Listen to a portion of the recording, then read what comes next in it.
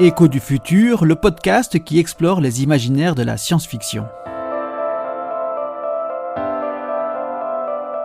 En partenariat avec Monde Numérique et Spaceable, l'observatoire de prospective spatiale du CNES. Il a beaucoup été écrit sur Interstellar à propos de la vulgarisation que ce film propose concernant par exemple les décalages temporels à proximité des trous noirs. À propos des avancées scientifiques que le film a permis en calculant en images les équations proposées par les scientifiques concernant ces mêmes trous noirs. Sur les incohérences et les licences qu'il s'est autorisé au profit de la narration ou sur son improbable happy end. En matière de prospective, ce film s'avère être riche en termes d'exploration spatiale, de traitement d'informations et de mensonges, ainsi qu'en termes de construction spatiale. Chacun de ces thèmes induisant des conséquences variées.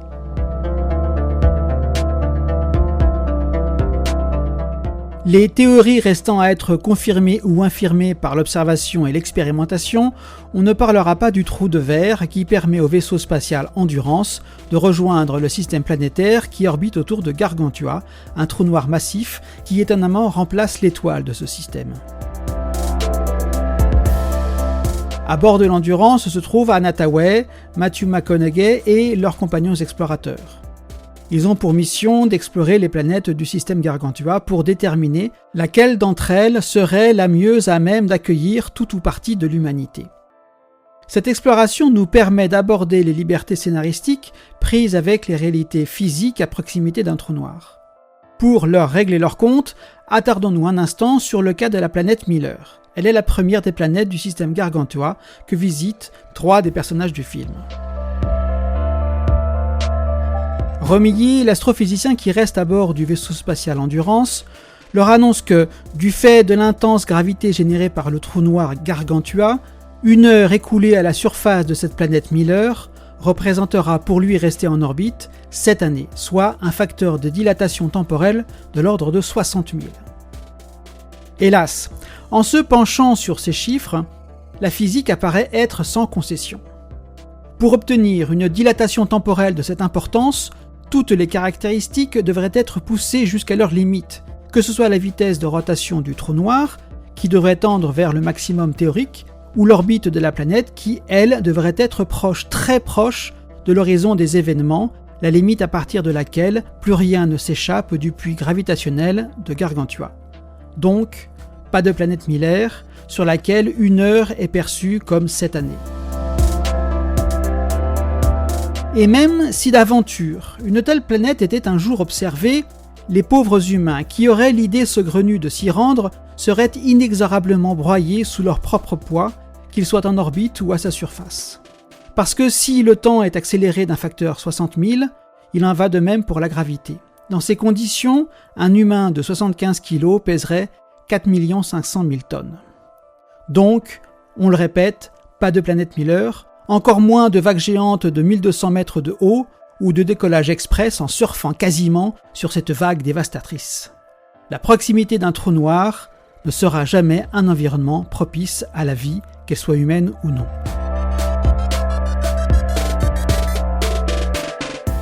Alors, pour en revenir aux intérêts d'Interstellar en matière de prospective, nous allons maintenant nous pencher sur la notion de mensonge. Le film en compte au moins 3.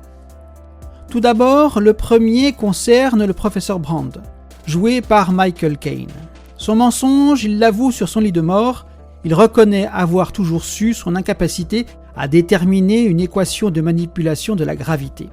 Cette équation était tout de même à la base d'un plan A qui avait pour but d'évacuer l'humanité d'une Terre mourante, postulat de départ du film. Donc, en secret, seul le plan B était raisonnablement accessible. La sauvegarde de l'humanité serait assurée grâce à la cargaison de 900 kg d'embryons humains congelés qui ont été embarqués dans les soutes de l'Endurance. Mais il fallait à tout prix donner espoir aux femmes et aux hommes qui travaillaient avec le professeur, le temps que le plan B puisse être mis en œuvre, d'où ce premier mensonge.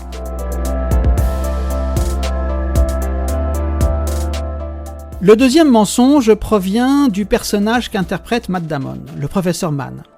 Ce dernier attire l'équipage de l'Endurance sur la planète qu'il a la charge d'explorer. Délibérément, il envoie vers la Terre des informations laissant entendre que sa planète pourrait accueillir l'humanité alors qu'il n'en est rien, loin de là.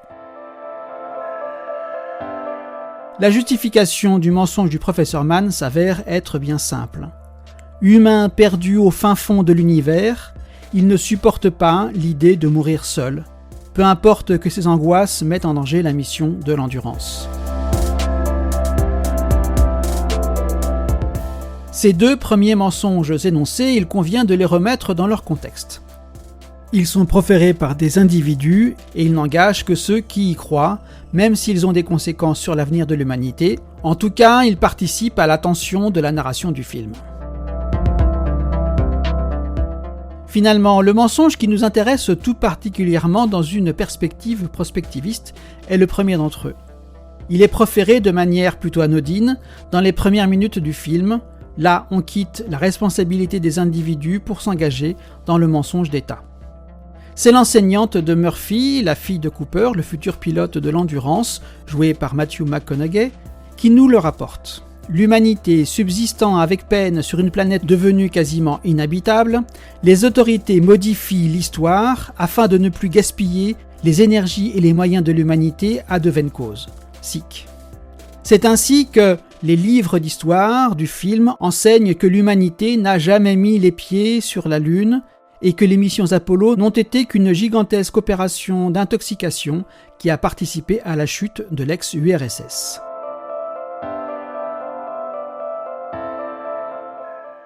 À bien y regarder, la petite Murphy n'est pas vraiment coupable d'avoir raconté à ses camarades de classe une histoire prohibée. Sa seule parole ne pèse pas lourd face à celle de l'enseignante. Sa faute, sa grande faute, est d'avoir apporté à l'école un objet devenu par essence hors la loi. Un livre qui raconte l'aventure des missions Apollo et de leurs 6 alunisages. Par sa nature physique, l'imprimé est pérenne et immuable. Mais le vieux livre, daté d'avant le contrôle de l'histoire, est devenu une alternative inacceptable, une injure permanente proférée à la face de la vérité officielle qui s'arrange avec les faits historiques. Mais alors pourquoi s'arrêter sur cette anecdote ? Eh bien parce que ce mensonge d'État, heureusement fictif, nous renvoie dans notre réalité à notre civilisation contemporaine qui de plus en plus confie à des outils online la diffusion de la connaissance. Et cet accès à la culture, à la connaissance, en ligne pose au moins 3 questions. La première concerne ce qu'on pourrait appeler la distance historique à l'information que seul un média imprimé, donc figé, permet. Pour comprendre cette notion de distance historique, il suffit de se replonger dans des livres ou des dictionnaires du début du XXe siècle. Le lecteur prend ainsi la mesure du temps écoulé. Il se trouve dans l'obligation de confronter ses connaissances contemporaines à des écrits qui lui paraîtront parfois étranges, ne serait-ce qu'au travers de leur vocabulaire. Un exemple, le mot « nègre » restait couramment utilisé dans les publications des premières décennies du XXe siècle. La deuxième question pourrait être appelée la question de la valeur des informations collectées. En ligne à une requête, un moteur de recherche va répondre par une multitude d'occurrences présentées par ordre décroissant de pertinence selon les critères de l'algorithme de classification de ce moteur de recherche et non selon une pertinence encyclopédique. Si bien qu'un bon webmaster saura faire monter le ranking d'un site quelconque. Il faut donc être prudent avec les informations que l'on reçoit en réponse à une de nos requêtes. On pourrait résumer la situation par une sentence qui énoncerait que si en tout Internet n'est que du bruit, n'y trouve que celui qui sait ce qu'il y cherche. Pour finir, reste la question de la création en temps réel d'une culture mainstream, d'une connaissance adaptée en permanence aux critères moraux du temps présent, adaptation réalisée par une armée de contributeurs zélés et bénévoles. Si 2 plus 2 égaleront toujours 4. D'autres sujets, souvent liés aux personnes publiques ou aux thèmes éthiques, sont le terrain de luttes idéologiques parfois féroces, au point de ne plus savoir à quel sein se vouer.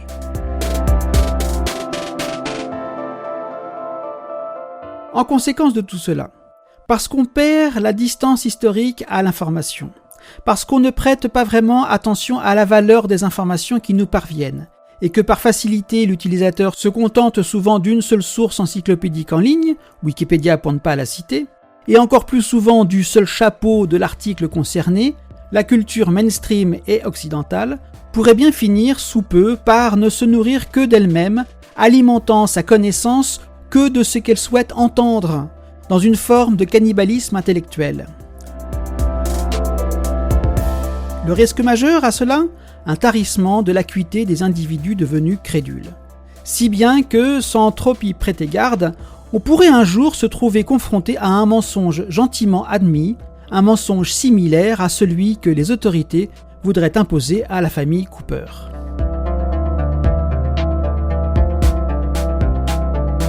On l'aura compris, il n'est pas ici question de faire le procès de l'accès à la connaissance en ligne. Ce serait imbécile.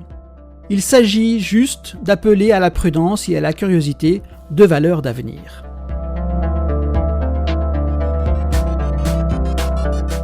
À propos d'avenir, Interstellar en profite pour nous proposer une version assez cohérente de ce que, un jour, la conquête spatiale pourrait devenir. Oublions d'emblée les performances exceptionnelles, quoique improbables, des navettes spatiales qu'utilisent Cooper et ses compagnons d'infortune. À moins d'envisager une innovation de rupture géniale aussi bien qu'improbable en matière de propulsion spatiale, le rapport performance sur volume apparent laisse perplexe. Ainsi, le spectateur est en droit de se demander où est stocké le carburant dans ces vaisseaux qui vont et viennent de la surface des planètes à leurs orbites, comme on va chez le boulanger.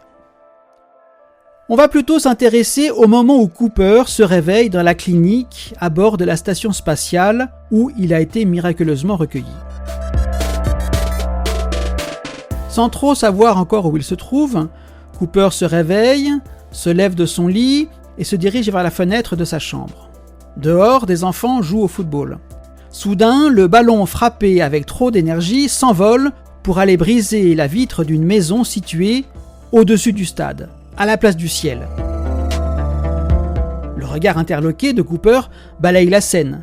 Celui-ci comprend vite que la clinique dans laquelle il se trouve et toute la ville qui l'entoure sont bâties sur la face interne d'un gigantesque cylindre. C'est ce qu'on appelle un cylindre O'Neill, du nom de l'inventeur de ce type de station spatiale. Si l'image est forte et juste, les décorateurs ne sont pas allés jusqu'au bout de leur démonstration. En effet, dans cette station spatiale, si un jour elle existe, il n'y aura aucune surface plane.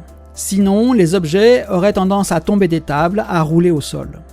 Car à bord de la station Cooper, la gravité terrestre, une accélération centripète, c'est-à-dire dirigée vers le centre de la Terre, est remplacée par la force centrifuge, une force générée par la rotation sur elle-même de la station spatiale, un cylindre creux. Là, les personnes s'y tiennent debout, les pieds collés à la surface interne du cylindre, la tête en direction de l'axe de rotation de ce cylindre. Pour bien comprendre ce que je décris, prenons une table terrienne qu'on va considérer plate, car le rayon de la Terre est tellement grand que la courbure de la surface terrestre est imperceptible à l'échelle humaine. Et plaçons cette table dans la station Cooper. Si on y pose des objets, ils vont avoir tendance à s'en échapper en direction des bords. Ah bon ? Explication. Sur cette table, plate, le seul point d'équilibre est la ligne au centre de la table qui se trouve parallèle à l'axe de rotation de la station spatiale. Cette ligne est la plus proche de cet axe de rotation. Là, un objet posé le long de cette ligne est le moins soumis à la force centrifuge qu'à tout autre endroit du plan de la table. En effet, dès que l'objet s'éloigne de part et d'autre de cette ligne, il s'éloigne aussi de l'axe de rotation et donc est soumis à une force centrifuge croissante. Car à vitesse de rotation constante, la force centrifuge est proportionnelle à la distance à l'axe de rotation. Autrement dit, plus grande est la distance à l'axe, plus grande est la force de centrifuge. Pour que les objets demeurent posés sur la table ou immobiles au sol, il faut donc que tous ces plans épousent la courbure du cercle dont le rayon est la distance à l'axe de rotation. Autre conséquence de cette petite démonstration que j'espère compréhensible, dans cette station spatiale, plus on monte dans les étages d'une maison, plus on se sent léger car de moins en moins soumis à la force centrifuge, car on se rapproche de l'axe de rotation de la station. A contrario, on pèserait de plus en plus lourd en se dirigeant vers les étages inférieurs, c'est-à-dire en direction de l'extérieur du cylindre. C'est ainsi que si elles adviennent, ces futures stations spatiales seront un terrain de jeu formidable pour les designers et autres architectes de demain.